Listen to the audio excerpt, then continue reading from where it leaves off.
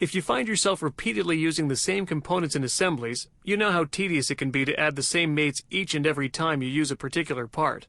With a small amount of upfront work, mate references can drastically reduce or even eliminate the amount of time it takes to mate commonly used components.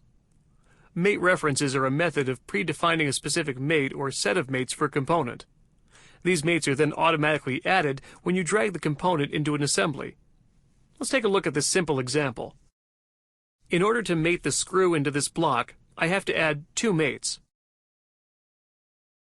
One coincident mate to make the head touch the surface of the block, and one concentric mate to make it position the screw in the hole. Now that wasn't too painful, but if you had to repeat that process for each hole, you can see the process would be time-consuming. This process can be simplified by adding a mate reference to the screw. Now, there are a couple of ways to do this. One way is to open the screw component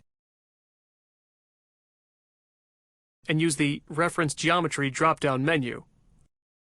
Select Mate Reference to open the Mate Reference Property Manager. The first field allows you to specify a name for this mate reference. I'll leave this as default for this example. Next, I'll select the primary mate entity. This is the entity that SOLIDWORKS will use to create a mate when this screw is dropped into an assembly. I'll select this edge. If you've used SmartMates, you know this edge has a special characteristic. It's adjacent to both a flat face and a cylindrical face. This means that when SOLIDWORKS creates a SmartMate, it'll add both a coincident mate and a concentric mate. We'll see in a moment that this behavior also extends to mate references.